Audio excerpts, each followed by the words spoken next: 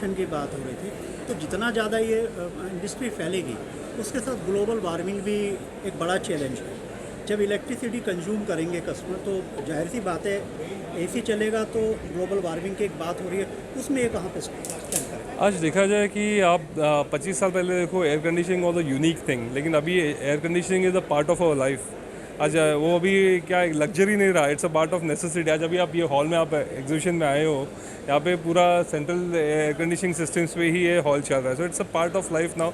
Of course global warming is something which is global challenge, and I think lot of countries, lot of nations are trying to see उसको कैसे इसमें कम हो जाए, कैसे हम लोग उसको कंट्रीब्यूट करके उसको कम किया जाए। तो इट्स अ ग्लोबल प्रॉब्लम, और इशरे और ये इंडस्ट्री उसमें अपना कंट्रीब्यूशन ऐसे दे रही है कि जैसे जो CFC गैस एमिशन है वो कैसे कम किया जाए, मोर एनर्जी एफिशिएंट सॉल्यूशंस कैसे जाए। जो जैसे आपने सुना कि मुंबई में 5000 मेगावाट का एनुअल कंजम्पशन डेली कंजम्पशन रहता है इलेक्ट्रिसिटी का, जो समर टाइम में 6500 होता है। तो now this industry is working, और वो पूरा 1500 एक्स्ट्रा जो आ रहा है वो सिर्फ कूलिंग रिक्वायरमेंट की वजह से आ रहा है, बिकॉज समर्स में आता है। सो ये उसको 1500 से हम लोग कैसे कम करें, वो उसके ऊपर R&D हो रहा है, उसको कैसे हम लोग नई तरीके से उसको चैलेंज को फेस करें। So this is something this industry is trying on it, but अभी air conditioning is a necessity now, it's not a luxury any more, I would say. बिजली कंजप्शन की जहाँ आपने बात की है, अभी क्योंकि ई-व्हीकल्स भी आ गए हैं, Yes. तो इतनी सारी जो इलेक्ट्रिसिटी कंज्यूम करेंगे, एसी भी करेगा क्योंकि एसी इंडस्ट्री बढ़ना है, और प्लस ई-व्हीकल भी करेगा, इतना इलेक्ट्रिसिटी भारत क्या प्रोड्यूस कर पा रहा है? डेफिनेटली आई थिंक आज India is a entirely I would say energy independent nation. We जो नया जो हो रहा है एनर्जी में इन्वेस्टमेंट्स हो रहा है, मेजॉरिटी सब सोलर एनर्जी में हो रहा है, जो रिन्यूएबल एनर्जी में हो रहा है। तो that is a good sign, because जो अभी थर्मल पावर्स में ज़्यादा कोल बंद करके नहीं एनर्जी जनरेट हो रहा है। सो आज ये देखिए, ये जो वेन्यू है this is also entirely solar dependent है, ऊपर पूरे रूफ पे सोलर पैनल लगे हुए हैं। So that is what is going to happen. जैसे नया जो एनर्जी आ रहा है वो पूरा रिन्यूएबल एनर्जी से आएगा। ऑफकोर्स उसके साथ स्टोरेज की रिक्वायरमेंट रहेगी, अगर दिन में हो रहा है तो रात को क्या, सो वो स्टोरेज एलिमेंट भी बढ़ेगा। So that's a different industry all together. तो अभी जो नया जो इंडस्ट्री जो ये अभी शुरुआत हो रही है, तो ये सोलर के ऊपर ये सब जो प्रोडक्ट्स हैं, ये उसको चल पाएंगे सर? इट्स ये पावर ये पावर पे चल सक्सेस रेट डेफिनेटली ये पावर पे चल रहे हैं। तो पावर जनरेट कैसे भी हो, आप कोल से जनरेट करो, हाइडल से जनरेट करो, या सोलर से या बायो से, पावर इज पावर। सो उनको जो पावर अगर वो सोलर से मिल रही है तो why not, they will all run. अच्छा, एयरप्लेन्स रन हो रहे हैं, शिप्स रन हो रहे हैं सोलर पावर पे, तो एयर कंडीशनर क्या है? It's a small thing in front of a air conditioner और अ शिप और एयरप्लेन्स। इसने कितनी कंट्रीज़ के अंदर रन कर रहा है? ये शो इस कितने कंट्री के अंदर? ISRE, I think, is present in another, I think I would say some 15, I think five international chapters they have, which they have, but they are expanding right now. तो ये बता रहे थे कि किस प्रकार से जो सोलर एनर्जी उसके ऊपर भी बात की, साथ में जो कि बिजली कंजम्पशन है उसकी भी ऊपर बात हुई, ग्लोबल वार्मिंग के ऊपर भी बात की। देखने वाली बात ये होगी कि मार्केट से ISRE जो एसोसिएशन, इसके साथ हमने 2 साल से टाइप किया हुआ है, और ये इनका जो शो अक्रैक्स जो लास्ट 23 साल से, ये 23वां एडिशन है। ये इंडिया का, साउथ एशिया का सबसे बड़ा HVAC एग्जीबिशन है, which is air conditioning, heating, ventilation उसके ऊपर है। So we are happy that we are partners with them for last 2 years, and ये सबसे बड़ा एग्जीबिशन हो रहा है, प्रदर्शनी हो रही है। ये अभी तक इतनी बड़ी लेवल पे ये प्रदर्शनी कभी हुई नहीं थी। और 500 से ज़्यादा कंपनीज़ है, 40 से ज़्यादा अलग अलग कंट्रीज से एग्जिबिटर्स आए हुए हैं। एंड आई वुड से I think the mission is towards how ये HVAC सेक्टर को आगे लेके जाए। और ये जो सेक्टर है, जैसे आपने आज सुना मीडिया ब्रीफिंग में कि आज इंडिया के ग्रोथ के लिए HVAC sector is going to be a very important sector, because we are going, और टेम्परेचर, ग्लोबल टेम्परेचर अभी बढ़ रहा है, तो उसके लिए कंट्रोल करने के लिए I think HVAC sector is going to play a very important role. ये सेक्टर ग्रो हो रहा है अराउंड 15-16% एनुअली, विच इज़, और ये $22 बिलियन का इंडस्ट्री होने वाला नेक्स्ट 4 से 5 साल में। सो यहाँ पे बहुत बड़ा ग्रोथ है। और मैं ये बोलना चाहता हूँ कि यहाँ पे अभी बहुत सारे, अभी कोविड के बाद देखा जाए बहुत सारे मेक इन इंडिया भी हो रहा है, बहुत सारे इनोवेशंस हो रहे हैं। जैसे अपने टेक्नोलॉजी जो आ रहे हैं, जो जिसमें गैस एमिशंस कम हो, जैसे आपका जो सस्टेनेबिलिटी गोल्स मीट हो, वो बहुत सारी नई टेक्नोलॉजी है, ये सारी शो फ्लोर पे दिखेंगी आपको। ये शो में और भी बहुत सारे एलिमेंट्स हैं, जैसे जो हाई एंड कॉन्फ्रेंस है, लॉट ऑफ लोकल और इंटरनेशनल स्पीकर्स है, अवार्ड्स है, स्टार्टअप पवेलियंस है, ऐसे बहुत सारे नए नए इनिशिएटिव्स लिए हुए हैं जिससे ये सेक्टर को और बढ़ोतरी मिले। और हमारे साइड से हमने बहुत इन्फो मार्केट्स के साइड से हमने और नए नए कुछ ऐसे इनिशिएटिव्स करने का प्रयास करते रहेंगे। ग्लोबल इंडस्ट्री की बात करते हैं lakh visitors over the next 3 days, and anybody connected with the air conditioning and refrigeration, heating, ventilation industry is welcome to come and visit the multiple stalls. Almost like 200-300 stalls are there. So please come and visit these. बाहर seller भी हैं यहाँ पर। There are a lot of global players. Almost 40 players from abroad also have joined us. कितने का scope है, कितना industry कितना स्कोप कर सकती है यहाँ पर, कितना क्या है? ये $30 बिलियन की इंडस्ट्री बनने वाली है। तो this is also for 3 parts, that is commercial air conditioning, commercial refrigeration and residential air conditioning जो हम घर पे लगाते हैं।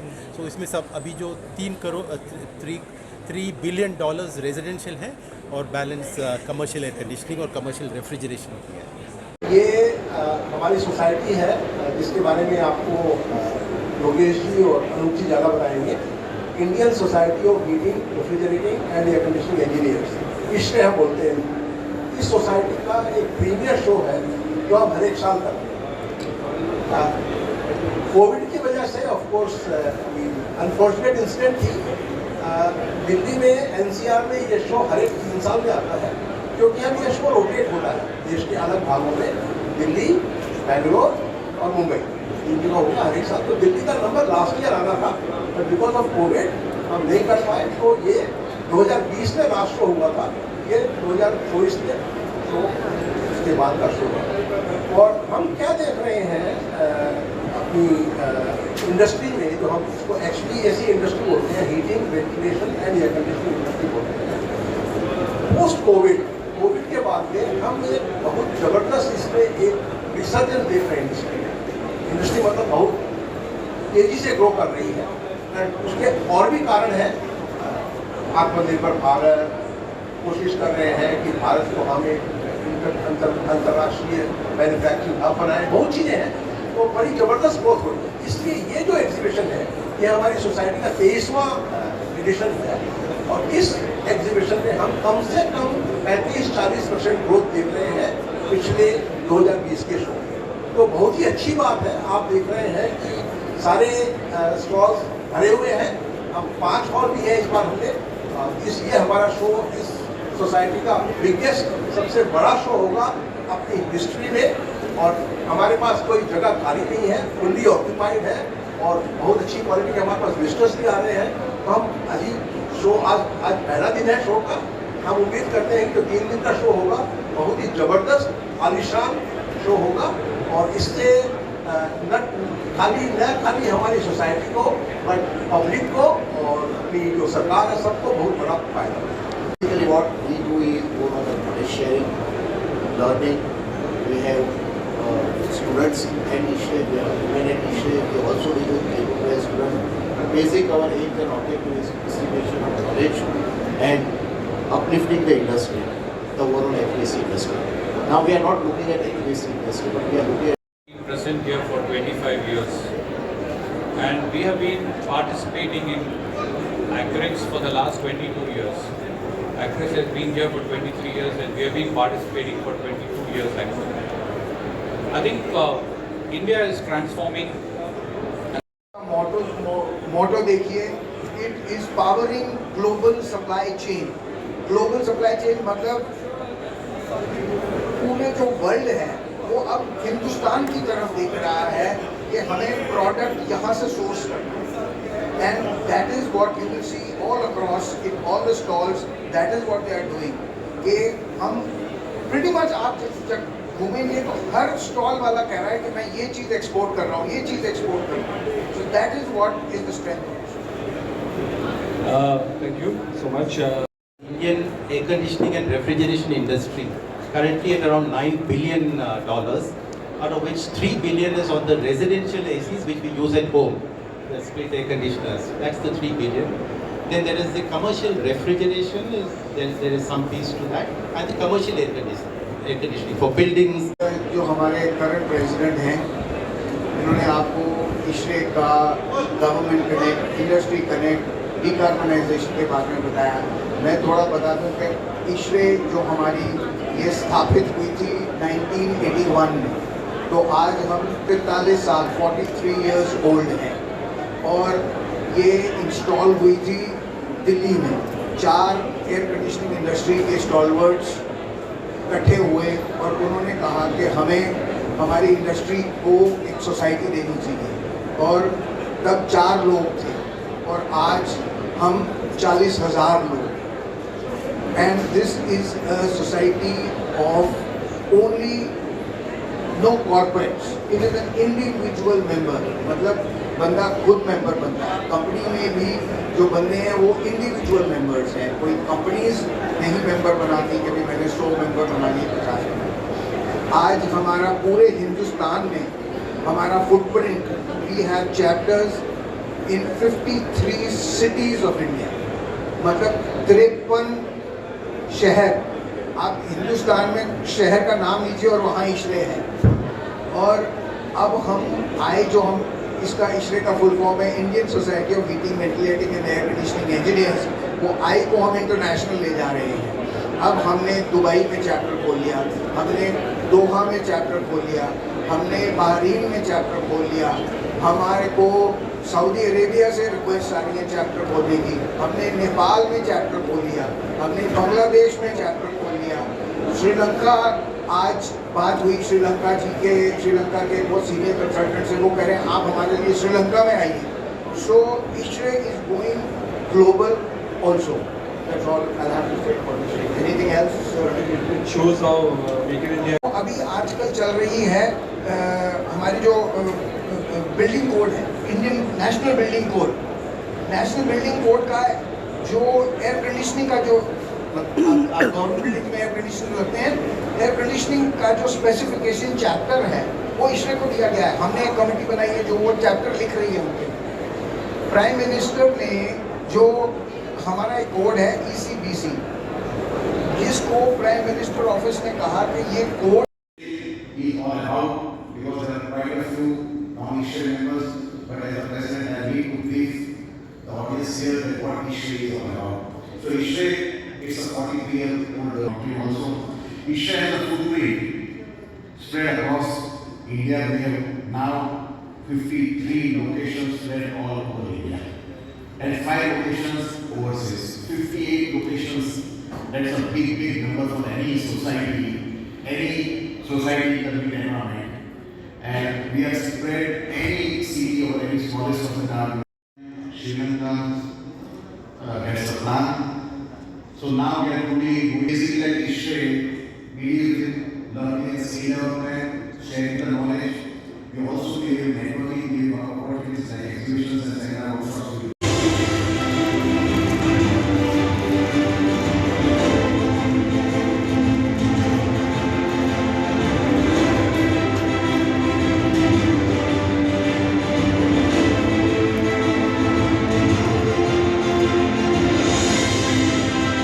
communities, and we teach to use our skills to accelerate the transition to decarbonization to create a sustainable future for our community.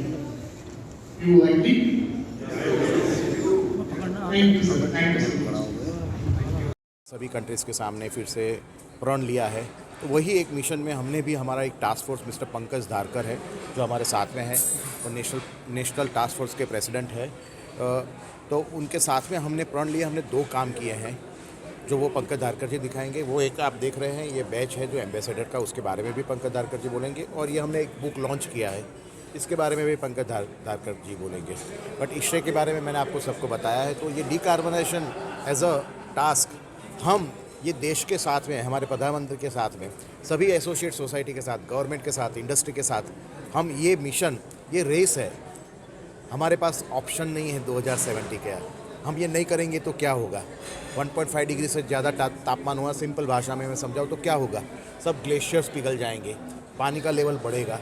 हो सकता है हम हमारे आने वाले जनरेशन में हम लोगों को बोलेंगे कि मालदीव्स था, मॉरिशस था, चेन्नई था, ऐसा हो जाएगा। तो हमें ये रेस है, हमें ये रेस साथ में मिलके दौड़नी है, उसी लिए इशरे का काम करता है। मैं आज यहाँ पर friends, I am Yogesh Thakkar, the Society President of ISHRE, Society Year 22-23.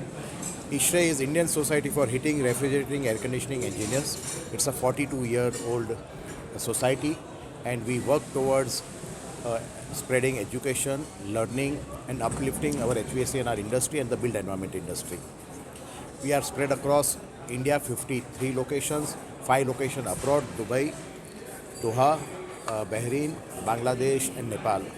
We are total strength of more than 25,000 students, and students, regular members put together, professionals. 25,000 members is a big strength in any of the built environmental society.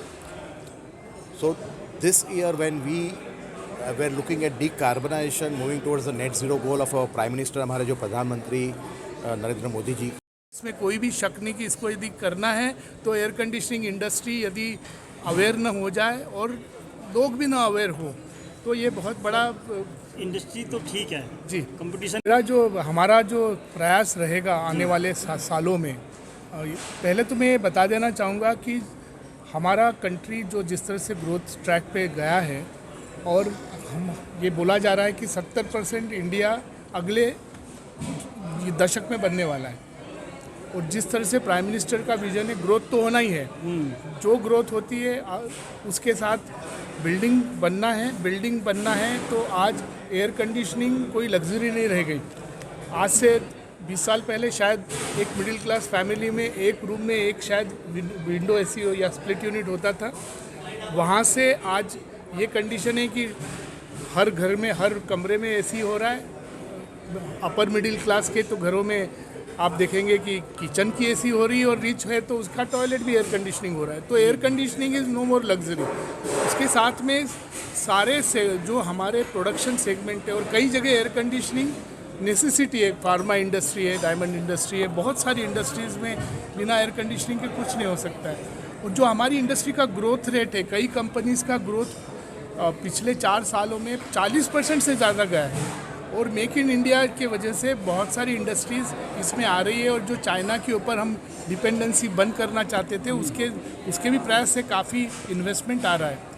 तो air conditioning और कोई भी building है, आप यदि कोई hotel देखते हैं या कोई हॉस्पिटल देखते हैं जो पूरी तरह से एयर कंडीशन आजकल होते हैं, उसमें 60% एनर्जी 60% एनर्जी एयर कंडीशनिंग की वजह से होती है। यानी कोई भी बिल्डिंग में इतनी ज़्यादा एनर्जी कंज्यूम करता है एयर कंडीशनिंग कि यदि उसको हमने ध्यान नहीं दिया, यानी कि यदि डीकार्बनाइजेशन करना है, ये तो तय है हमने जो, यदि हम जैसे कि योगेश भाई ने बताया कि डीकार्बनाइजेशन की और तेज़ी से नहीं किया तो जो 1.5 डिग्री यदि 2 डिग्री से भी आगे चला गया तो इसके सीरियस परिणाम होंगे, जो आपने उत्तराखंड में भी देखे, चेन्नई में भी फ्लड देखा, बॉम्बे में भी हमने फ्लड्स देखे हैं, और इसी कई चीज़ें आएगी।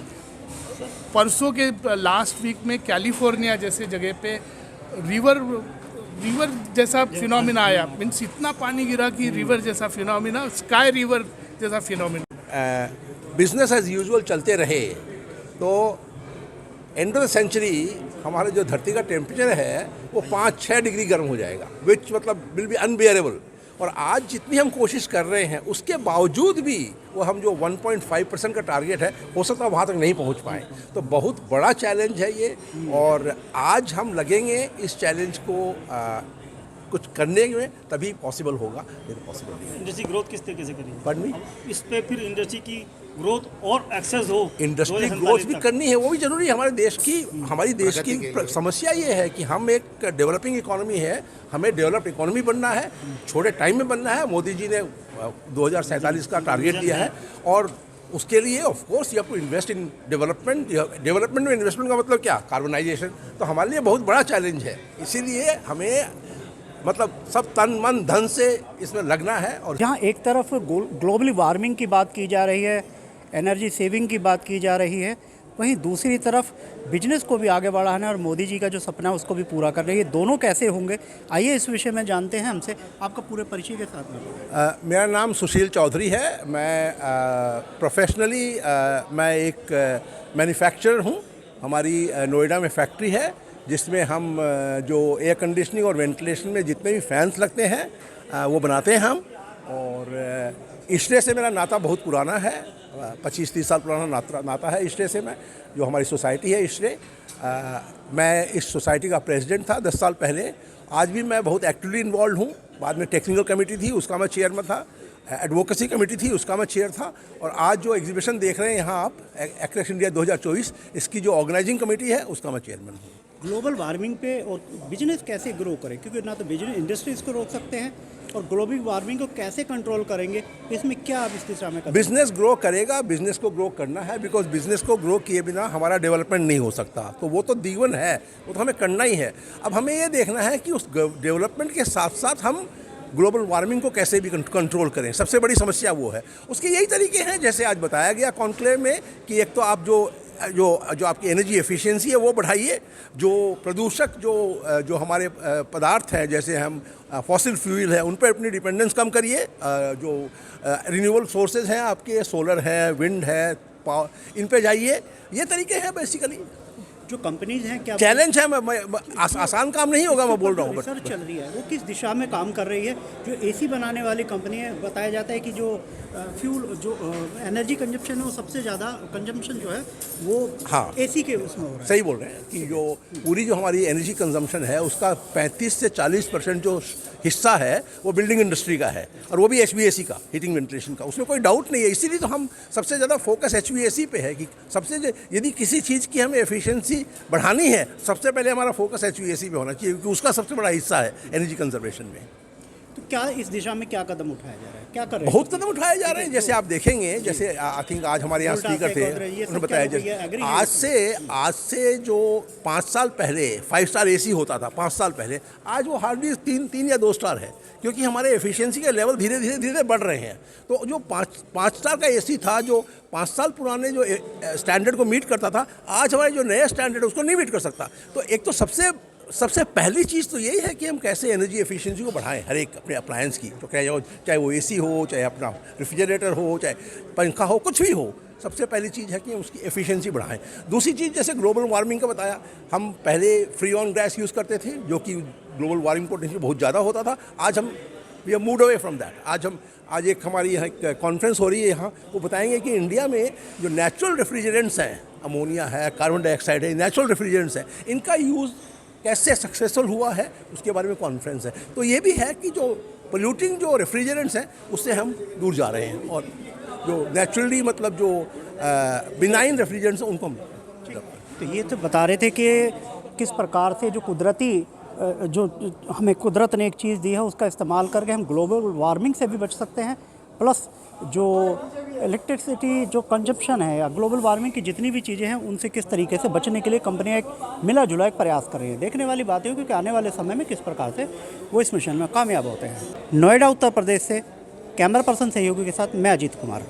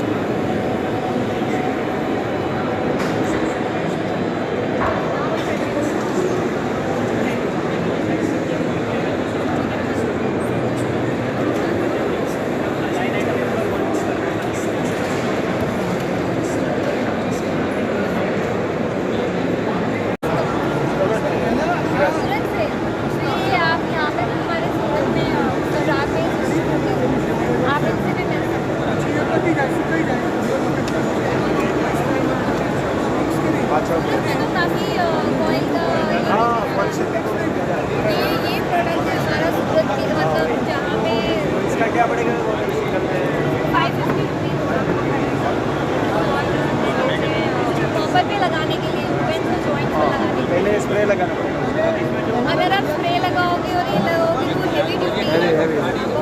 ये क्या इसका क्या वर्क है? This is like ice cream maker inside the refrigerator के लिए, ये वाला AC के लिए, इंडोर एंड आउटडोर इलेक्ट्रिक। अच्छा, ये कुछ गाड़ी के लिए भी होता है? Not vehicle, it is only vehicle के लिए नहीं है।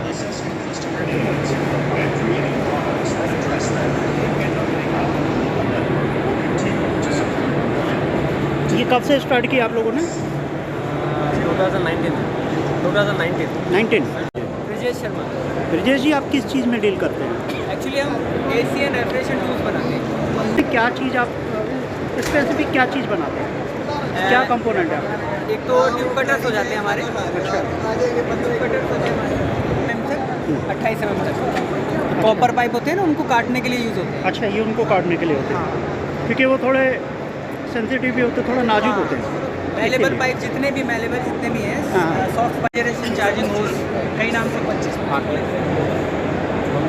R22 410। ये भी ऑल ओवर इंडिया में आप कर रहे हैं कि all over India, out of India? Out of India? कौन सी कंट्री में आप भेज रहे हैं सब चीज़ें? करंटली हमने नेपाल भी भेजा है। नेपाल में भी भेजा है।